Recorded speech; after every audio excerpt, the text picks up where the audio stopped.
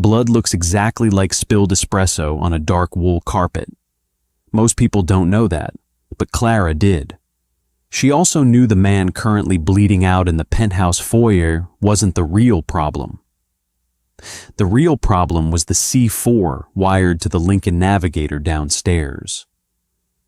Gabriel was walking toward the door, slipping on his suit jacket, oblivious to the fact that his reign was supposed to end at exactly 9 o'clock. Clara reached for his collar. The penthouse smelled of ozone, expensive cedar wood, and the bitter dregs of a French roast. Rain lashed against the floor-to-ceiling windows, a relentless metropolitan drumbeat blurring the neon skyline of the city into streaks of bleeding color. Clara Bennett stood by the mahogany credenza, her fingers sorting through a velvet tray of cufflinks. She was 26, dressed in a sharp slate-gray pencil skirt and a white blouse that cost more than her first car. She was on the payroll as an executive archivist. In reality, she was the grease in the gears of the Corso syndicate. She managed schedules, handled discreet wire transfers, and ensured that Gabriel Corso never had to think about anything other than keeping his empire from tearing itself apart. Gabriel stood in front of the full-length mirror. He was 38, though the harsh overhead lighting carved an extra decade into the corners of his eyes. He didn't look like the monsters from the movies. He looked like a tired hedge fund manager.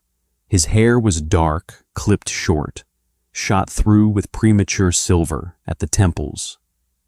He was attempting to shrug into a charcoal suit jacket, but his left shoulder, shattered by a hollow-point bullet 3 years prior, was stiff. He winced, a microscopic tightening of his jaw. "Left arm first," Clara said. Her voice was flat, devoid of the deference his lieutenants bathed him in. Gabriel paused, letting the jacket slide off his right arm, and fed the injured left arm through the silk-lined sleeve. "It's raining," he muttered, adjusting the lapels. "The Dockers union rep is going to use the weather as an excuse to stall the shipping containers. He hates the damp." "I already sent a car for him," Clara replied, selecting a pair of brushed steel cufflinks. "He'll be at the restaurant by 8:40. If he complains about the damp, remind him about the pension fund deficit." Gabriel looked at her in the mirror. A ghost of a smile touched his mouth. It never reached his eyes. "You're ruthless today, Clara." "I'm efficient, Mr. Corso." She stepped into his personal space. It was a boundary they crossed only when necessary. She didn't look at his face. She focused on the French cuffs of his crisp white shirt, sliding the cold steel through the buttonholes, snapping them shut. She could feel the heat radiating off his skin. He smelled of bergamot and the faint, metallic tang of stress. As she worked, her mind was a rapid-fire sequence of anomalies. She was a woman who survived by noticing the things men ignored. Anomaly 1. Paulie, his usual driver, hadn't called up to confirm the route. A different voice had answered the garage intercom. The voice claimed Paulie had a stomach bug. Paulie hadn't missed a day of work in 6 years, and he certainly wouldn't miss a sit-down with the union bosses. Anomaly 2. The new driver who brought up the dry cleaning an hour ago. He wore a standard black suit, but Clara had noticed his hands when he handed over the plastic-wrapped garments. There was black grease packed tight beneath his fingernails. Chauffeurs didn't have grease under their nails. Mechanics did. Demolitions men did. Anomaly 3. The man bleeding in the foyer. He was supposed to be a bodyguard. 10 minutes ago, he had stepped out of the private elevator, sweating, reaching for his waistline. Clara had been holding a heavy brass letter opener. She hadn't thought about it. She had just reacted, driving the blunt end of the brass handle into the soft cartilage of his throat before he could clear leather. He was currently unconscious, tied to a radiator in the coat room with his own belt, bleeding sluggishly from a cracked jaw. Gabriel didn't know about him yet. Gabriel had been in the shower. Gabriel turned fully toward her, reaching for the burgundy silk tie draped over the back of a leather armchair. He draped it around his neck and began to loop the fabric, but his stiff shoulder made the movements clumsy. The knot was coming out lopsided. "Let me," Clara said. She stepped closer, invading the invisible perimeter of violence that always surrounded him. She reached up, her cool fingers brushing against the warm column of his neck. She caught the scent of his skin again, the steady, rhythmic pulse beating just beneath his collar. She popped his collar up. She unraveled his sloppy knot. She crossed the wide end over the narrow end. Behind them, the grandfather clock in the hall ticked toward 8:30. "You're quiet tonight," Gabriel noted, his voice a low rumble in his chest. He was staring down at the top of her head. "Just running through the itinerary," she lied smoothly. "Up, through the loop, down, wrap it around the front." She pulled the silk taut, forming a perfect, symmetrical dimple in the fabric. She smoothed it against his chest. She didn't step back. She kept her hands flat against his sternum. She could feel his heartbeat, slow, steady, the heart of a man who ordered executions between sips of Pellegrino. She looked up. Her eyes met his. His eyes were the color of dirty ice, sharp and analytical. They narrowed slightly at her proximity. He was waiting for her to step away. She adjusted the collar, folding it down crisply over the burgundy silk. She leaned in, her lips inches from his jawline, and dropped her voice to a whisper, barely louder than the rain against the glass. "Don't get in the car." Gabriel didn't flinch. He didn't gasp. The only sign that he had heard her was the sudden, absolute cessation of his breathing. The steady heartbeat beneath her palms skipped, then hammered once, hard, before returning to its slow rhythm. "Why?" he whispered back. His voice was entirely devoid of emotion. "Paulie is missing. The replacement driver has mechanic's grease on his hands. And there is a man tied up in your coat room who tried to pull a Sig Sauer on me 10 minutes ago." Gabriel held her gaze for 3 long seconds. He was searching for panic, for hysteria, for a lie. He found nothing but the cold, cynical pragmatism that had gotten her hired in the first place. He finally stepped back, breaking the physical contact. The air between them instantly chilled. He didn't ask if she was hurt. He didn't ask how she managed to subdue a 200-pound enforcer. He simply walked over to his mahogany desk, opened the top drawer, and pulled out a dull gray Glock 19. He racked the slide. The metallic clack-clack sounded obscenely loud in the quiet room. "Show me the coat room," Gabriel said. The bodyguard was exactly where Clara had left him. He was groaning now, his chin resting against his chest, blood stringing from his split lip onto the pristine white tiles of the foyer. The leather belt dug into his wrists, tethering him to the cast-iron radiator. Gabriel stood over him. He held the Glock loosely in his right hand, pointed at the floor. He looked at the man, then looked at the brass letter opener resting on the console table. It had a smear of crimson on the handle. "His name is Ricky," Gabriel said quietly. "He's been on my payroll for 2 years. He has a daughter in private school." He reached for his waistband the second the elevator doors closed, Clara said, leaning against the archway. Her knees were suddenly shaking, a delayed surge of adrenaline flooding her system. She locked her joints to hide it. I didn't wait to see what kind of gun it was. Gabriel crouched down. He grabbed Ricky by the hair and yanked his head back. Ricky blinked, his eyes unfocused, then widened in sheer terror as he saw the boss hovering over him. "Who?" Gabriel asked. One word, heavy as an anvil. "Mr. Corso, I swear to God," Ricky bubbled, spitting blood. Gabriel didn't raise his voice. He didn't threaten. He just pressed the warm muzzle of the Glock directly against Ricky's left kneecap. "You have about 10 seconds before I shatter this joint, Ricky. You will never walk right again. You will limp to your daughter's graduation." "Who bought you?" Ricky sobbed, a pathetic, wet sound. "Russo. It was Russo. He said the syndicate was changing hands tonight. He said if I didn't help, I was dead anyway." Gabriel processed this information with terrifying speed. Vincent Russo, the underboss who controlled the docks, the man Gabriel had been scheduled to meet in exactly 40 minutes. "The car downstairs?" Gabriel asked. "Wired," Ricky choked out. "Pressure trigger under the driver's seat, remote backup. As soon as you hit the bridge, boom." Gabriel stood up. He didn't shoot Ricky. He didn't even hit him. He simply turned his back on a traitor, which, in Clara's experience, was the most insulting thing a man like Gabriel could do.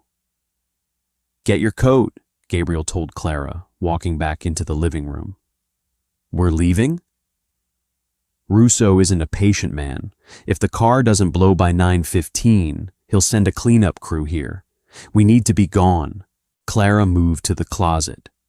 She grabbed her tan trench coat, slipping it over her shoulders. When she turned around, Gabriel was punching a number into his encrypted cell phone. He held it to his ear. "Victor," Gabriel said. Clara froze. Victor was the head of security. If Russo had bought Ricky, who else had he bought? "I need the Lincoln brought around to the front," Gabriel said smoothly, his tone conversational. "Yeah, the rain is getting worse. Have the new kid bring it up. Tell him to idle it by the curb. I'll be down in 5. He hung up. He looked at Clara. "Victor didn't question the new driver," Gabriel said, his voice stripped of all warmth. "Victor hired Paulie. Victor knows everyone. If Victor is letting a stranger sit in my car, Victor is in on it." Clara felt a cold dread pool in her stomach. Victor had 50 men on the payroll. They were in a penthouse on the 60th floor. The building belonged to Gabriel on paper, but right now it was a vertical steel trap. "What do we do?" Clara asked. It was the first time she had asked for direction. Usually, she was the one handing him the itinerary. Gabriel walked to a heavy steel safe hidden behind an abstract painting. He spun the dial rapidly, yanked the heavy door open, and pulled out a canvas duffel bag. He tossed it onto the sofa. Stacks of bundled $100 bills, 3 spare magazines for the Glock, and 2 burner phones spilled out. "Pack it," he ordered. He walked to the floor-to-ceiling windows. He looked down at the street, 60 stories below. Through the rain and the fog, he could just make out the tiny black rectangular shape of the Lincoln Navigator pulling out of the underground garage and idling by the curb. "He's going to wait for us to get in," Gabriel murmured, almost to himself. "When we don't come down, he'll send a team up the elevators." "So we take the stairs," Clara said, shoving the stacks of cash back into the canvas bag and zipping it tight. 60 flights. We'll be sitting ducks in a concrete tube. Gabriel turned away from the window. "We need a diversion." He picked up his phone again. He dialed a sequence of numbers, waited for a beep, and typed in a 4-digit code. Down on the street, The remote starter sequence in the Lincoln Navigator received a ping. The explosion didn't sound like it did in the movies. It wasn't a booming, fiery roar. It was a sharp, concussive crack, followed by a deep, resonant thump that traveled up the steel spine of the building and vibrated through the soles of Clara's shoes. The floor-to-ceiling glass in the penthouse bowed inward for a fraction of a second, shuddering violently before settling back into its frame. Down on the street, a plume of thick black smoke and orange flame curled into the rainy night sky. The Lincoln was gone, replaced by a jagged burning crater of twisted metal. Car alarms across a 3-block radius began to shriek in chaotic unison. Clara flinched, dropping the duffel bag. Her hands flew to her ears, even though the sound was muffled by the reinforced glass. Gabriel didn't blink. He watched the flames reflect in the window, his face bathed in a flickering orange glow. "Well," Gabriel said softly, "that solves the Victor problem." He was standing next to the driver's side door. Clara stared at him. She had known Gabriel was dangerous. She had seen the aftermath of his orders. She had organized the payoffs for the widows. But she had never seen him kill. Not like this. Not with the push of a button, staring at the fire with the mild interest of a man watching a television show. He turned to her. He saw the look on her face. The cynical mask she wore had slipped, revealing the raw, terrified humanity underneath. He walked over to her. He picked up the duffel bag, slung it over his shoulder, and reached out. His large, warm hand wrapped firmly around her wrist. "You saved my life, Clara," he said, his voice dropping an octave, becoming intimate, grounding. "I don't forget debts. You're getting out of this building alive. That is a guarantee." He pulled her toward the kitchen. "Where are we going?" she asked, her voice trembling slightly. "Service elevator," he said. "It bypasses the lobby, dumps out by the loading docks. We have about 3 minutes before Russo's backup teams realize I wasn't in the car." The service corridor smelled of bleach and industrial floor wax. The fluorescent lights overhead flickered, casting long, jittery shadows.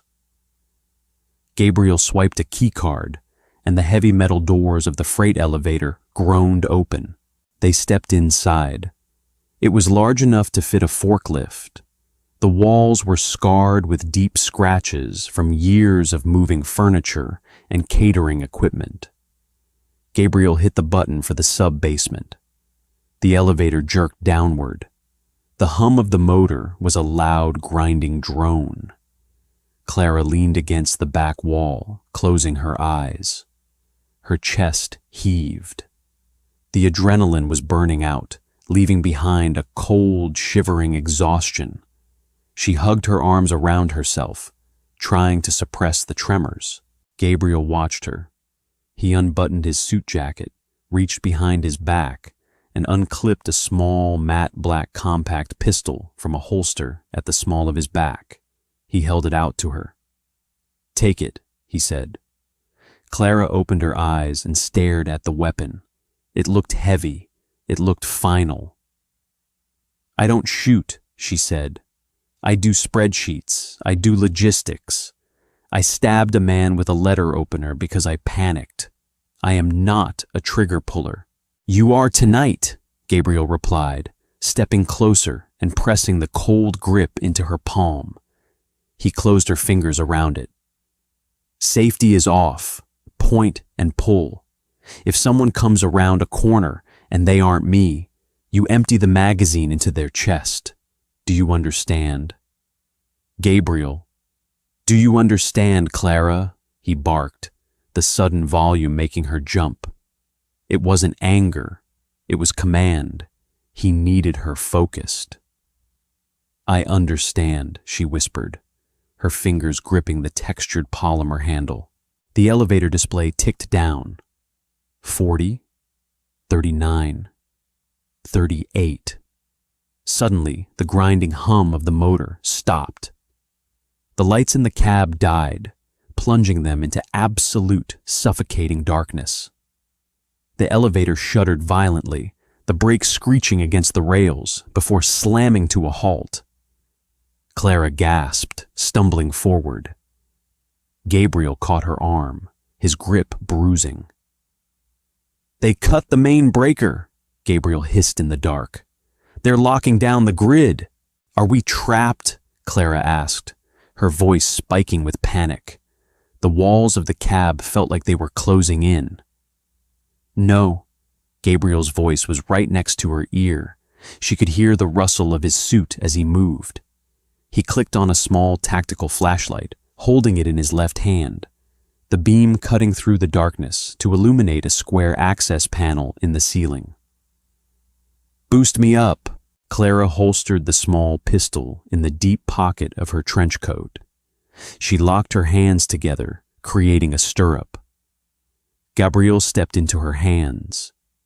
Despite his size, he moved with practiced, terrifying agility. He pushed the ceiling panel up and out of the way, gripping the edges of the hatch and pulling himself up onto the roof of the elevator cab. A second later, his hand reached down through the hole. "Grab hold," he ordered. Clara reached up. He grabbed her forearm, hoisting her up through the narrow opening with a grunt of effort. She scrambled onto the dusty, grease-slicked roof of the cab. The elevator shaft was a massive, echoing concrete cavern. The air was freezing, smelling of ancient dust and hydraulic fluid. Gabriel shined the flashlight at the wall. They were parked between floors. The heavy steel doors of the 35th floor were situated a few feet above them. Gabriel wedged his fingers into the crack between the elevator doors. He braced his boots against the top of the cab and pulled. His injured shoulder popped audibly in the quiet shaft, and he let out a sharp hiss of pain, but the door slid apart with a metallic screech, revealing a sliver of the hallway beyond. It was pitch black out there, too. "Through," Gabriel grunted, holding the doors open. Clara scrambled up, squeezing through the gap and tumbling onto the carpeted floor of the 35th floor. Gabriel followed a second later, letting the doors slam shut behind him. The echo rolled down the shaft like thunder. They were in the corporate accounting division. Cubicles stretched out in an endless maze, shadows overlapping in the dim moonlight, filtering through the windows. Gabriel killed the flashlight. Total darkness was safer than being a target. "Stay close," he whispered, grabbing her hand. They moved through the maze of cubicles. The silence was absolute, broken only by the squeak of their shoes on the carpet and the distant, muffled wail of sirens down on the street. Clara's hand was sweaty, but she gripped Gabriel's hand like a lifeline. He was moving with slow, deliberate steps, his head on a swivel, the Glock leading the way. They reached the door to the emergency stairwell. Gabriel pushed the heavy push bar. It clicked, but didn't open. Mag lock. "Damn it," he breathed. "Emergency locks engaged when the power cut." He raised his gun, aiming at the lock mechanism. "Wait," Clara whispered, pulling his arm down. "If you shoot, they'll hear it. The sound will echo through the whole building." "We don't have a choice." "Yes, we do." Clara dropped his hand and moved to a nearby desk. She fumbled in the dark, her fingers trailing over keyboards and monitors until she found what she was looking for. A heavy metal hole puncher.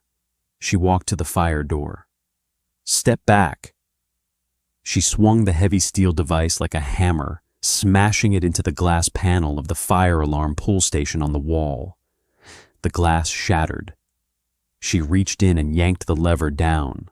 Instantly, the emergency backup generators kicked in for the life safety systems.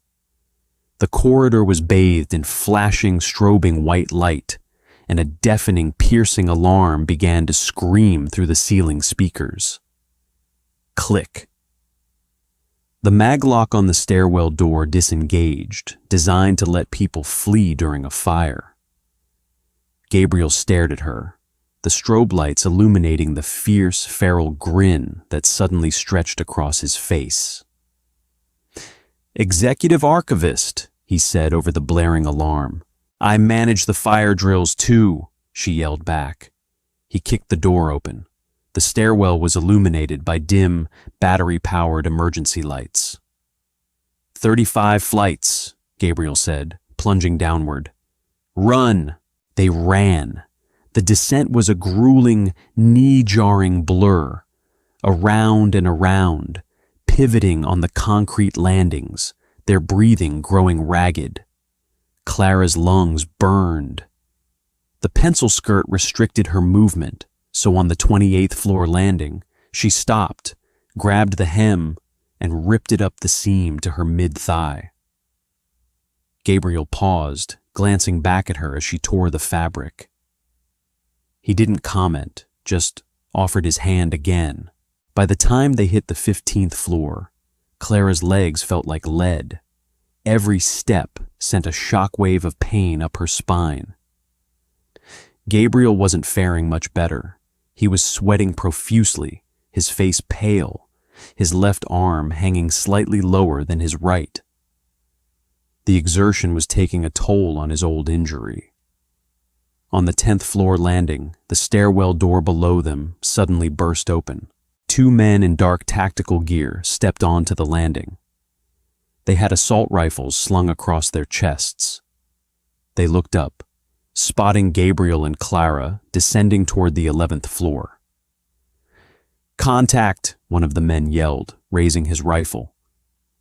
Gabriel didn't hesitate. He shoved Clara violently against the concrete wall, shielding her with his body as he returned fire. The noise in the concrete stairwell was apocalyptic.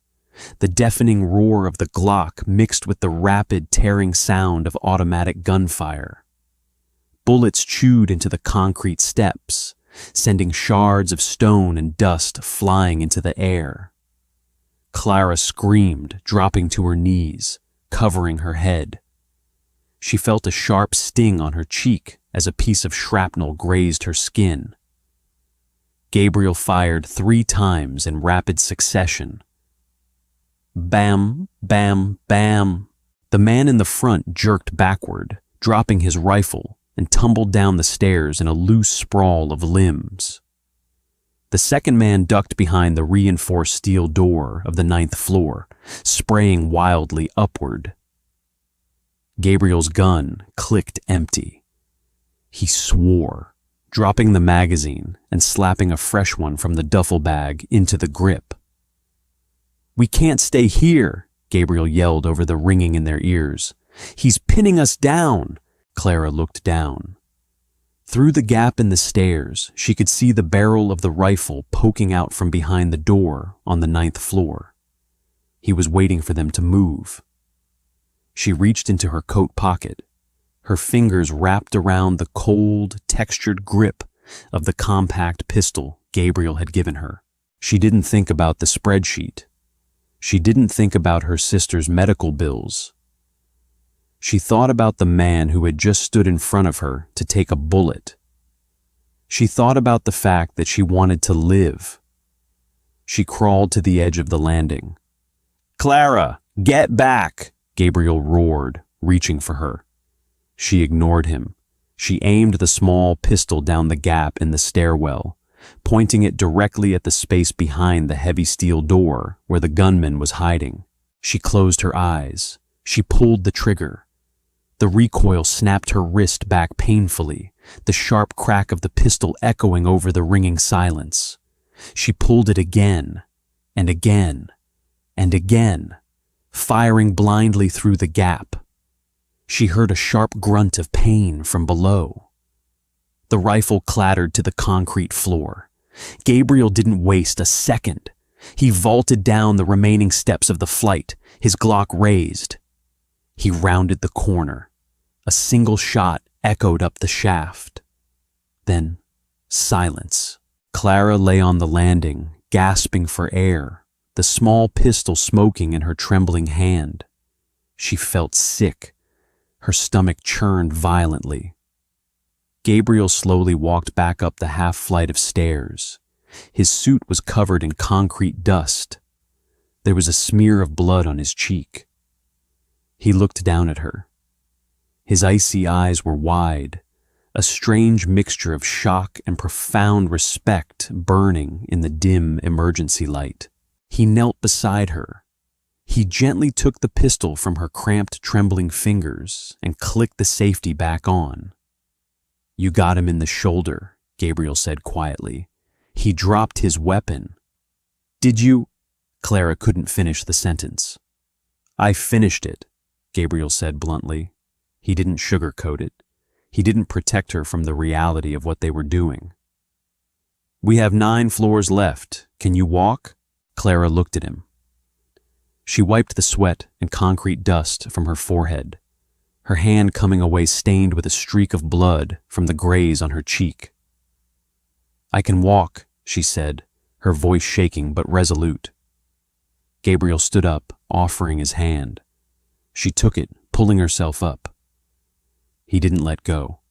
He kept her hand locked in his as they bypassed the bodies on the 9th floor landing, stepping over the blood pooling on the cold concrete.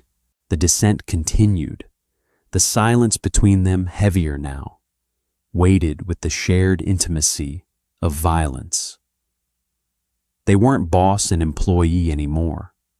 The hierarchy had burned away in the stairwell, leaving only 2 people trying to survive the night.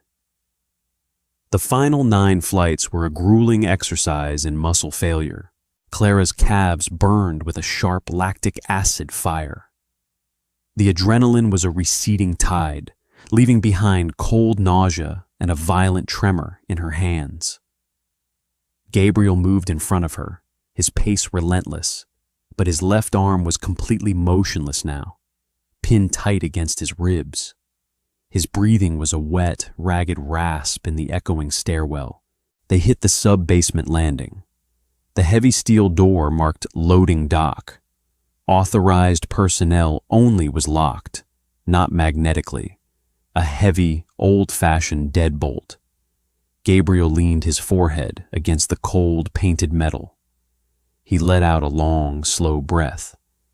They locked the manual deadbolt from the outside, standard lockdown procedure. "Can you shoot it?" Clara asked. Her voice sounded thin, frail to her own ears. "I have 5 rounds left in this magazine and 2 in the spare," Gabriel said, turning to look at her. His face was a mask of gray fatigue, the silver at his temples stark against his pale skin. "Shooting a solid steel deadbolt is a good way to catch a ricochet in the throat. We need a key. The maintenance office." Clara pointed down a narrow adjacent hallway where a single, flickering fluorescent bulb cast a sickly yellow glow over a frosted glass door. "The overnight super keeps master rings for the mechanical rooms." Gabriel nodded. He pushed off the door, his boots dragging slightly on the concrete. The maintenance office was empty, smelling strongly of ammonia and stale tobacco. A half-eaten ham sandwich sat on a battered metal desk next to a portable radio buzzing with static. The super had likely fled when the fire alarm started screaming. A pegboard hung on the far wall. It held a disorganized array of brass keys on oversized plastic tags. "Grab the ones marked docks or B-level," Gabriel ordered, moving to the door to keep watch down the hall. Clara scrambled to the board. Her fingers were stiff, clumsy. She grabbed 3 different rings, the metal clinking loudly in the quiet room. "Got them!" They hurried back to the heavy steel door. Clara fumbled with the first key. It didn't fit. The second slid in but refused to turn. She felt a prickle of hot panic rising in her chest. She jammed the third key into the lock. It slid home. She twisted. A heavy, satisfying clunk echoed in the concrete frame. Gabriel pushed the push bar. The door swung open. The loading dock was a massive, cavernous concrete bay. The air was frigid, smelling intensely of wet asphalt and diesel exhaust. Beyond the open bay doors, the rain was coming down in sheets, creating a dense curtain of gray water between the building and the alleyway. Two of Russo's men were standing by a black SUV parked aggressively across the ramp exit. They wore yellow rain slickers over their suits, smoking cigarettes beneath the overhang. They were relaxed. They thought the trap was set 60 floors above them. Gabriel pulled Clara back into the shadows of the doorway. "They have long guns in the trunk, guaranteed," Gabriel whispered, his lips brushing her ear. "If I start shooting from here, they take cover behind the engine block. I can't flank them with a dead arm." Clara looked at the bay. She noticed a line of heavy, industrial trash compactors parked against the wall, their hydraulic lines running to a master control panel 20 feet from the guards. "What if you don't shoot them?" she asked. Gabriel looked at her. "The compactors," Clara said, pointing. "The hydraulic pump is louder than a jet engine when it cycles. If I hit the override switch on the panel, it'll drown out everything. You can get close." Gabriel traced the line of sight. He looked at the control panel, then at the guards, then back at Clara. "You have to run across 20 feet of open concrete to hit that button. If they turn around, you're dead." "They won't turn around. They're looking at the alley." Clara swallowed hard. The metallic taste of fear coated the back of her throat. "Tell me when." Gabriel holstered his Glock. He drew a sleek black combat knife from his ankle. The blade caught the dim security light. He didn't say a word. He just gave her a single, sharp nod. Clara took a breath, held it, and broke from cover. She sprinted on the balls of her feet, her bare legs flashing in the dim light, her torn skirt allowing for full strides. The concrete was slick with tracked-in rainwater. She slipped, her knees slamming hard into the ground, tearing the skin, but she scrambled forward, throwing her weight against the large, green electrical box. She slammed her fist into the red override button. The industrial compactor roared to life. It sounded like a freight train derailing inside a tin can. The hydraulic rams engaged with a deafening metallic screech that vibrated the fillings in Clara's teeth. The two guards jumped, spinning around, their hands diving inside their rain slickers for their weapons. Gabriel was already there. He moved with a sudden, terrifying fluidity that defied his injuries. He didn't shout. He didn't hesitate. He grabbed the first guard by the collar of his slicker, pivoted, and drove the hilt of his knife into the man's temple. The man crumpled. The second guard managed to clear a pistol from his holster, but Gabriel stepped inside his guard, trapping the man's gun arm against his chest, and drove a brutal knee into his abdomen. As the guard folded, Gabriel struck him behind the ear with a closed fist. Both men were on the wet concrete in under 4 seconds. They weren't dead, but they wouldn't wake up for hours. The compactor ground to a halt, the cycle finishing. The sudden silence was deafening, filled only by the heavy drumming of the rain. Gabriel stood over the men, chest heaving. He looked toward the electrical box. Clara was still crouched behind it, clutching her bleeding knee. He walked over to her. He reached down and scooped her up by her uninjured arm. "Come on!" They bypassed the SUV. Gabriel ignored it. An SUV registered to the syndicate would have GPS trackers wired into the chassis. Instead, he led her to a battered, rust-spotted 2004 Toyota Camry parked near the dumpsters. The night cleaning crew. Gabriel wrapped his fist in his jacket and smashed the driver's side window. He reached in, unlocked the door, and slid into the driver's seat. He reached under the steering column, his fingers working blindly. 3 seconds later, the engine coughed, sputtered, and roared to life. Clara climbed into the passenger seat, sweeping broken glass onto the floorboards. Gabriel threw the car into drive. The tires spun on the wet pavement, then caught. They shot out of the loading dock, tearing through the curtain of rain and disappearing into the dark, flooded streets of the city. The safe house wasn't a penthouse. It was a second-floor walk-up above a closed-down laundromat in the South Side district. The neighborhood was a graveyard of boarded-up storefronts and flickering street lamps. Gabriel parked the stolen Camry 2 blocks away in a dark alley. They walked the rest of the distance in the pouring rain. By the time they reached the apartment door, Clara was shivering violently, her teeth chattering, her expensive white blouse plastered to her skin and ruined with grease and concrete dust. Gabriel unlocked the deadbolts. He pushed the door open and flipped the light switch. Nothing happened. Power's off. Unpaid bills to avoid a paper trail, Gabriel said, stepping inside and locking the door behind them. There's a flashlight on the kitchen counter. Find it. Clara felt her way through the dark.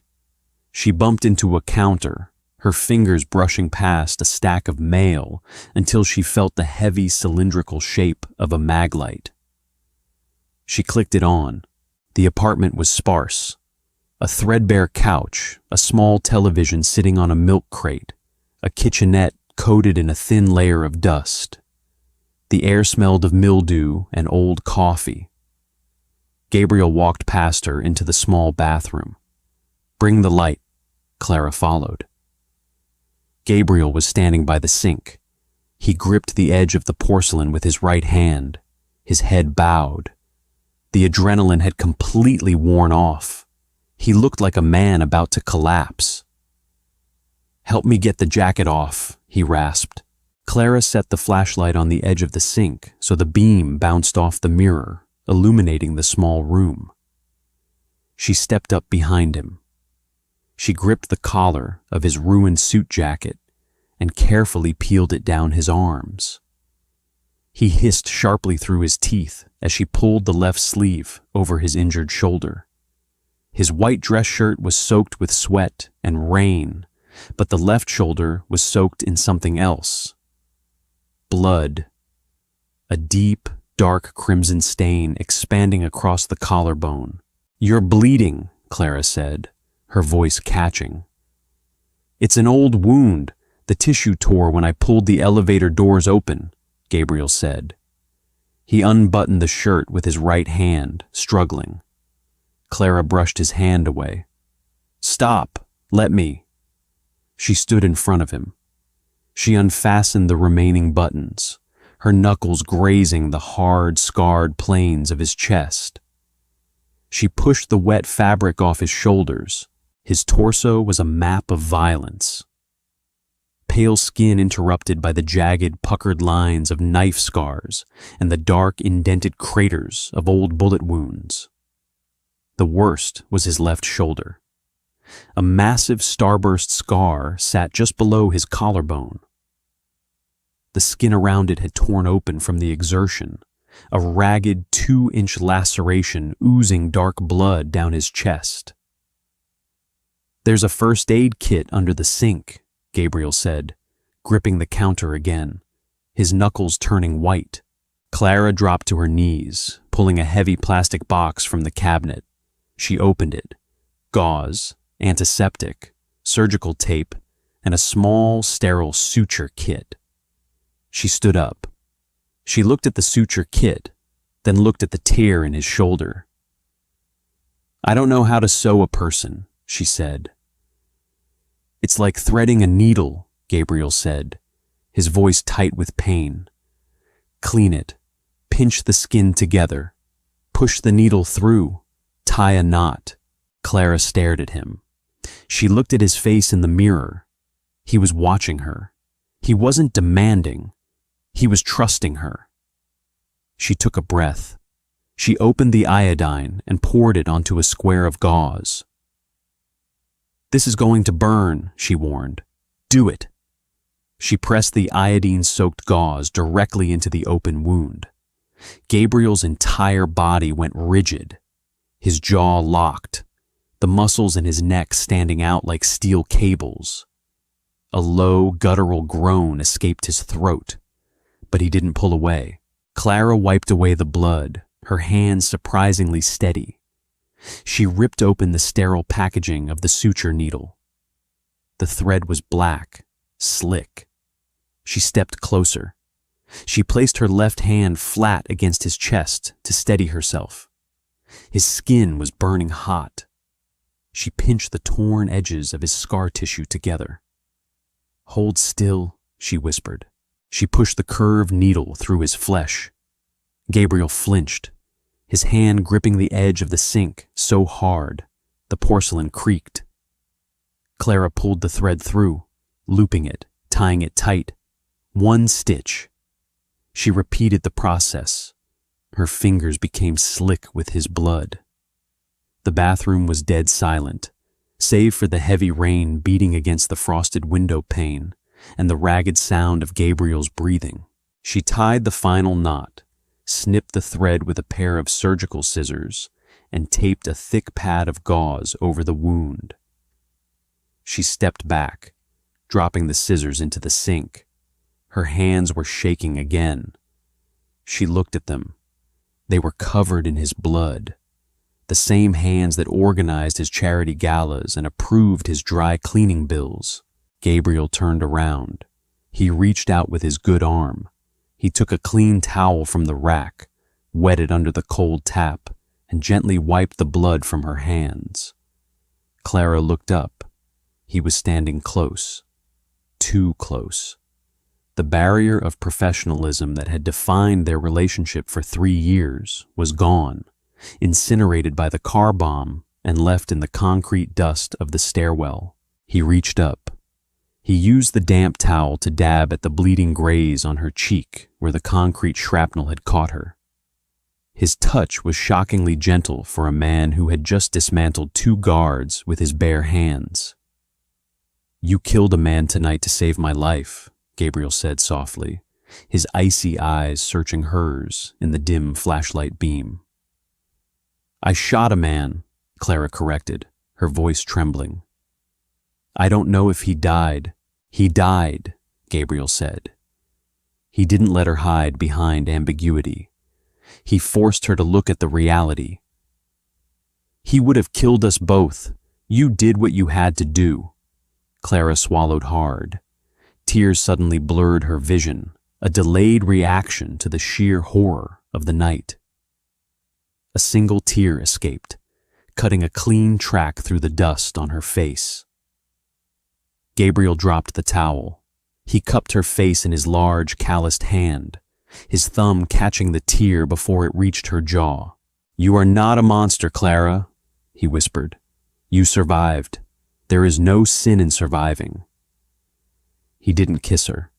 He just held her gaze, offering her a brutal, honest absolution. And in that dark, freezing bathroom, smelling of copper and wet dust, Clara leaned into his palm. She closed her eyes, letting his solid warmth anchor her to the earth. They sat at the small, rickety formica table in the kitchenette. The flashlight stood on end, illuminating the ceiling and casting a soft, ambient glow over the room. Gabriel was wearing a faded gray t-shirt he found in a dresser. Clara had shed her ruined trench coat and blazer, wearing only her stained white blouse and the torn skirt. She had an old wool blanket wrapped around her shoulders. It was 3 a.m. "Russo won't sleep," Gabriel said, staring into a glass of stale tap water. He'll have men combing the wreckage of the Lincoln. By sunrise, they'll realize there are no remains. They'll find the bodies in the stairwell.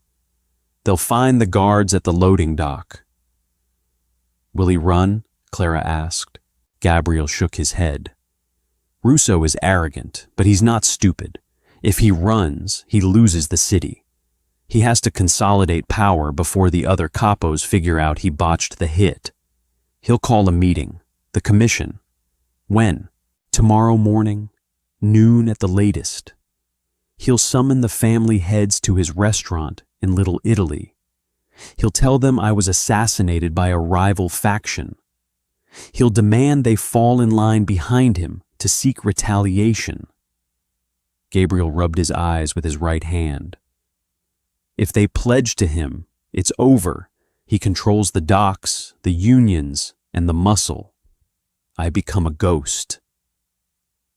So, we have to stop the meeting. I have to walk into that meeting, Gabriel corrected.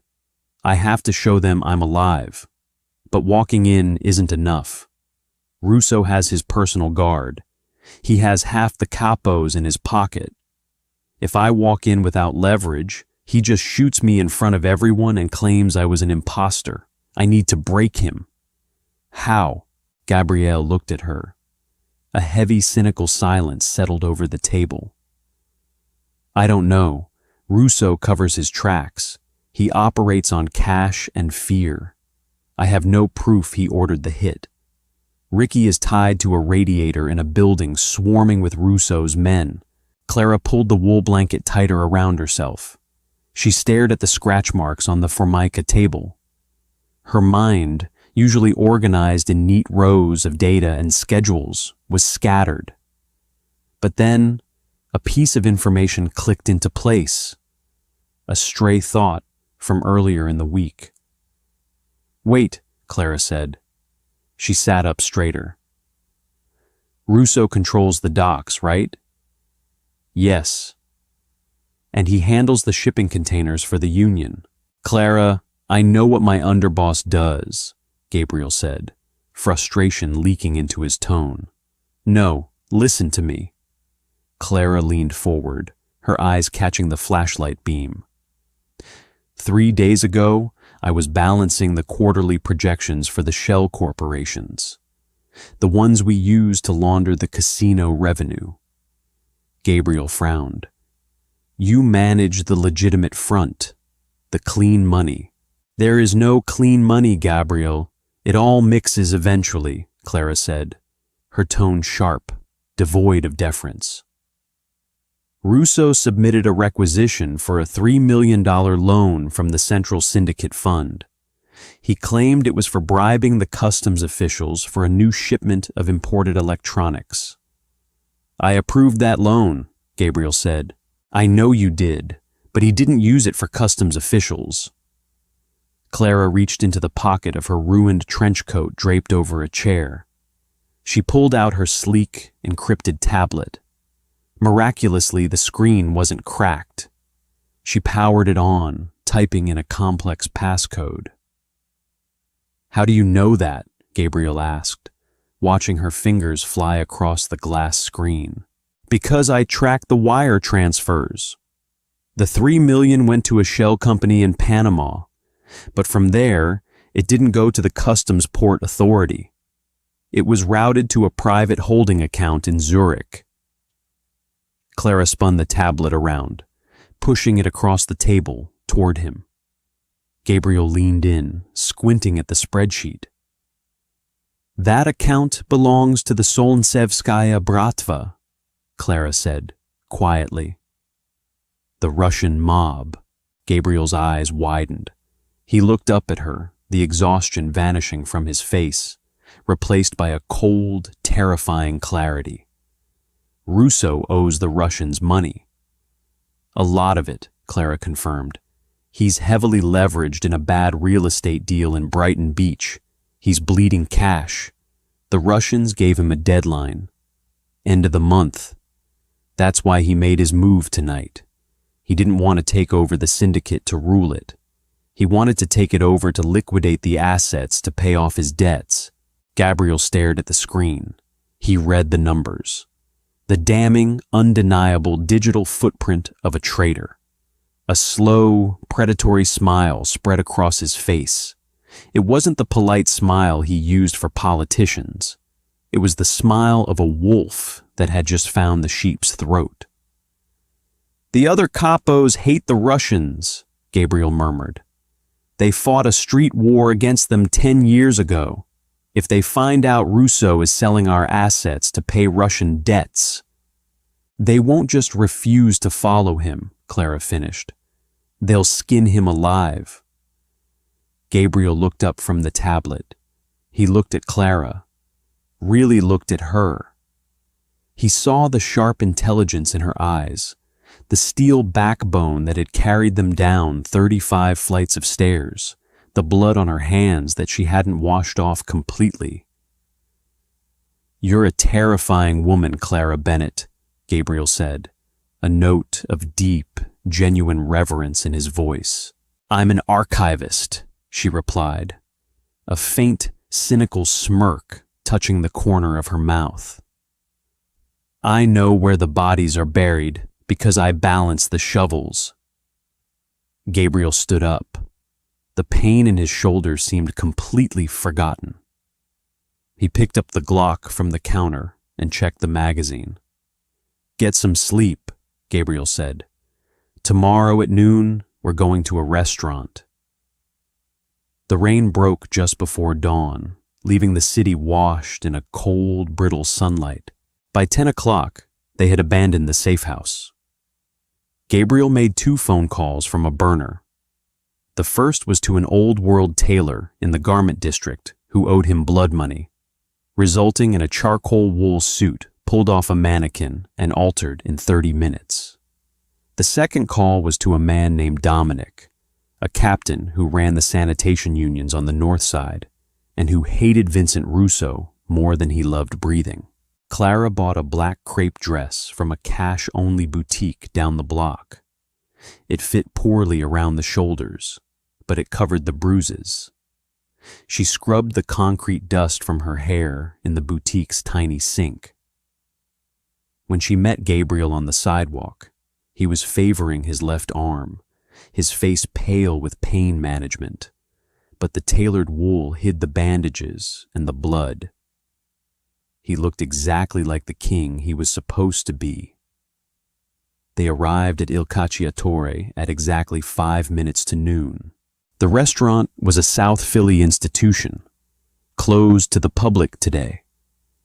The blinds were drawn. 2 of Russo's men stood by the heavy oak front doors, wearing oversized coats to hide the submachine guns clipped to slings under their arms. They never saw Dominic's crew coming.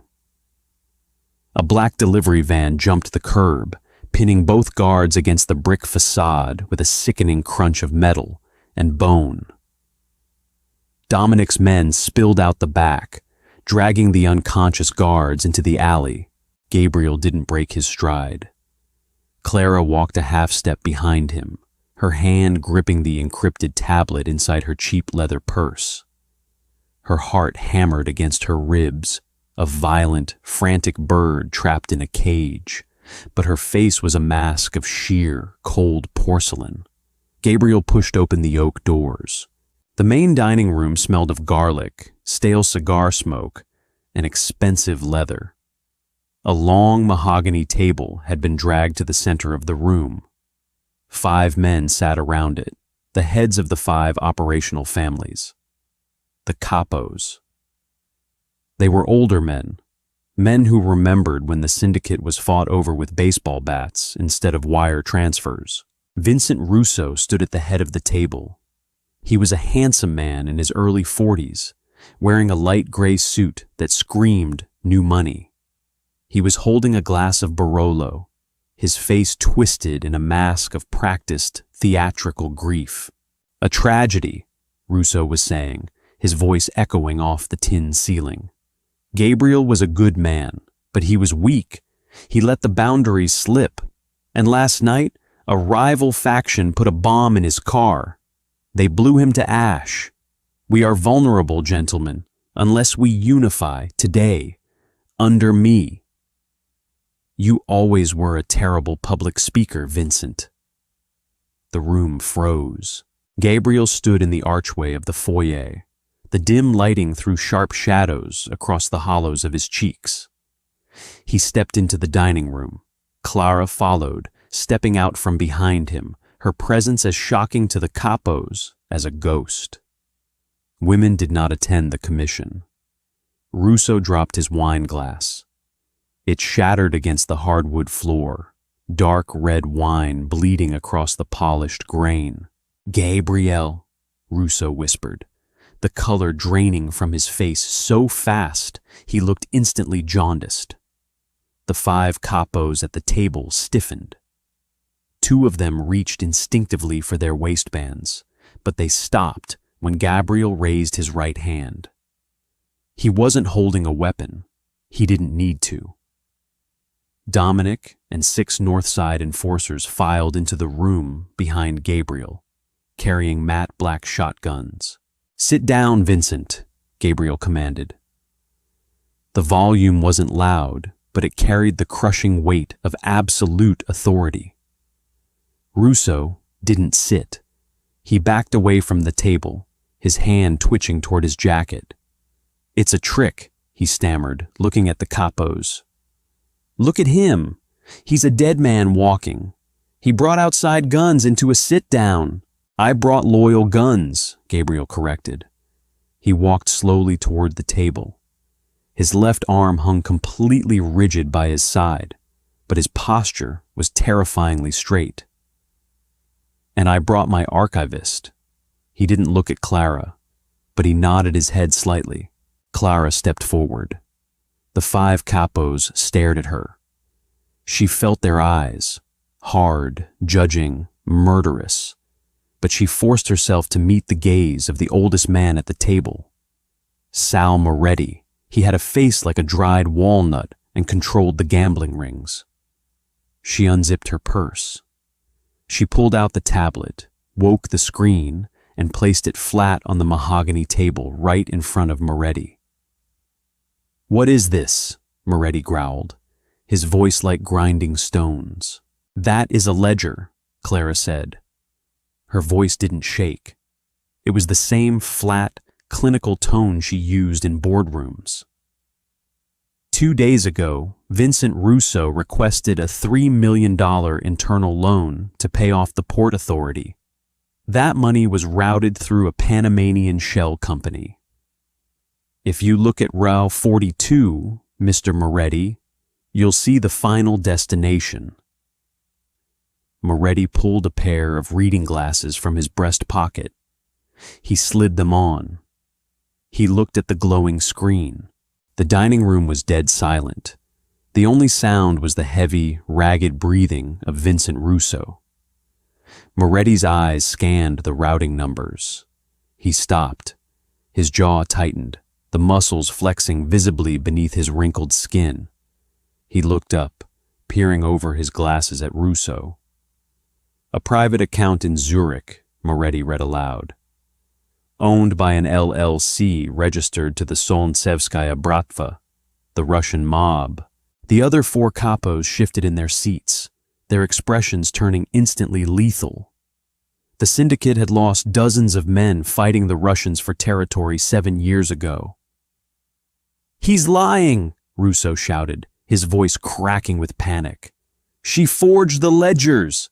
She's his whore. She'll type whatever he tells her to." Gabriel moved faster than a wounded man had any right to.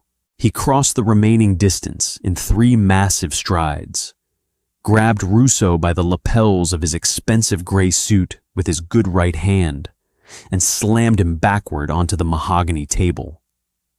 Plates rattled. Silverware clattered to the floor. Gabriel leaned over him, pressing his forearm against Russo's throat. "She is my archivist," Gabriel said softly, his voice a lethal hiss that carried to every corner of the room. "And she is the reason I wasn't in that car." He looked at Moretti. "Vincent is over-leveraged in Brighton Beach," Gabriel told the table, his forearm still crushing Russo's windpipe. He owes the Russians blood money. He was going to take over the families and liquidate our waterfront assets to pay his debts. He sold you out to save his own skin. Moretti looked at the tablet, then looked at Russo, who was turning purple, clawing desperately at Gabriel's arm. Moretti took off his glasses. He folded them neatly and placed them in his pocket. He didn't look at Gabriel. He looked down at his own folded hands. "It's family business, Gabriel," Moretti said quietly. "Take out the trash." The execution was completely devoid of ceremony. Gabriel stepped back, letting Russo gasp for air. As Russo rolled off the table, coughing, reaching frantically for the gun in his waistband, Gabriel drew the Glock from his holster. He didn't aim. He just leveled the weapon and fired a single round into the center of Russo's chest. The gunshot was deafening in the enclosed dining room. Russo fell back against the wall, sliding down the flock-papered plaster, leaving a thick, dark streak behind him. He hit the floor and didn't move. The ringing in Clara's ears drowned out the ambient noise. She watched the smoke curl from the barrel of Gabriel's gun. The violence was abrupt, clinical, and permanent. Yesterday, she would have closed her eyes. Today, she just watched. Gabriel holstered the gun. He adjusted his cuffs, ignoring the blood spatter on his white shirt. He walked to the head of the table. He didn't ask if anyone else had a problem. He didn't demand their loyalty. He simply placed both hands on the mahogany wood, leaned forward, and looked at the 5 men who ran the city. "The docks belong to Dominic now," Gabriel stated. It wasn't a negotiation. None of the capos argued. Moretti simply nodded once. The rebellion was over before it began, crushed beneath the weight of digital evidence and cold lead. Gabriel turned to Clara. "Gather the tablet," he told her. "We have a lot of accounts to freeze." The new penthouse was on the south side of the city, overlooking the dark, sprawling expanse of the harbor. It was minimalist, cold, smelling of fresh paint and ozone. It was 11 p.m. The adrenaline had long since metabolized, leaving behind a heavy, aching exhaustion that settled in the marrow of Clara's bones. She stood by the floor-to-ceiling window, looking out at the cargo ships dotting the water, their lights reflecting on the black surface. She was still wearing the cheap black dress. She hadn't bothered to change. The soft clink of glass on glass pulled her from her thoughts. Gabriel walked into the living room. His left arm was in a dark sling now, expertly bandaged by an underground doctor who asked no questions. He held 2 heavy crystal tumblers filled with amber liquid. He stopped beside her, handing her a glass. Macallan, 25. The good stuff. "The Russian accounts have been frozen," Gabriel said, his voice low, gravelly with fatigue. "Dominic secured the shipyards. Russo's loyalists are either running or begging for a place at the table. And Victor?" Clara asked, staring at the amber liquid. "They found Victor in the trunk of his own car in Queens," Gabriel replied simply. Clara took a sip of the scotch.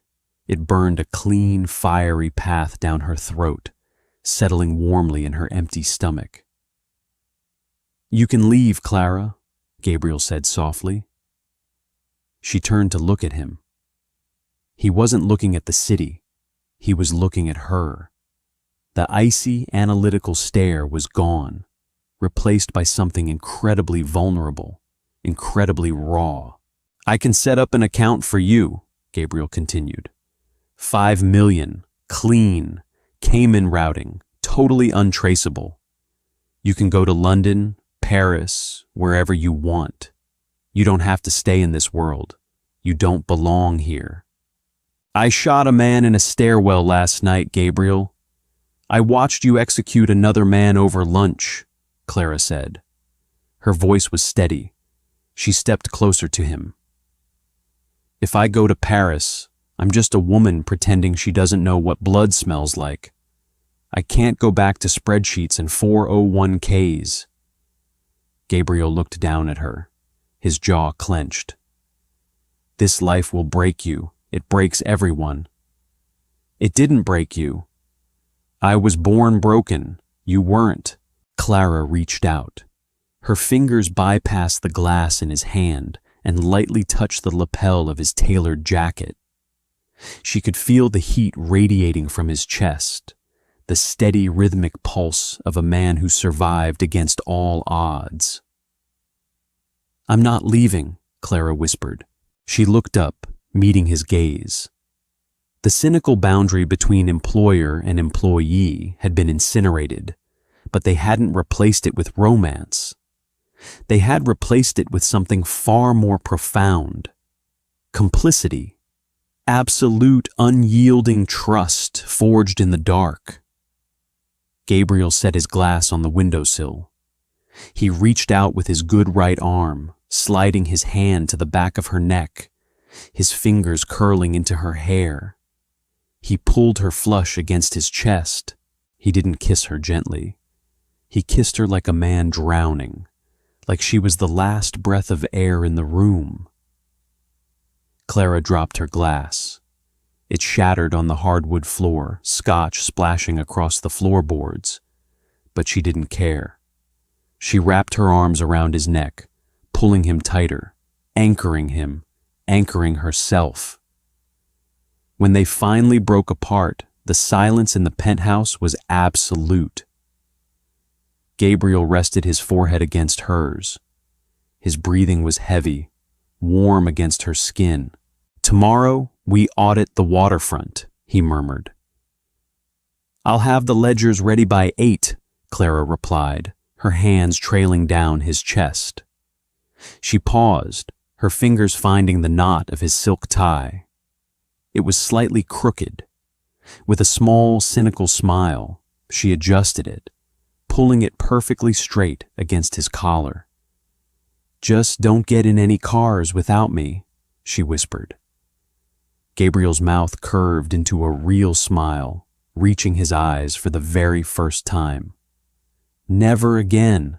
If the tension kept you on the edge of your seat and you want more grounded, high-stakes crime romance without the cliché fluff, hit that like button right now. Stories like this thrive on your support, so share this video with someone who loves a ruthless power couple, and make sure to subscribe to the channel so you never miss the next drop. The underworld is full of secrets, and I'm writing a new one every week. Drop a comment below. Who was your favorite character? Gabriel, or the woman who saved his empire? Let me know.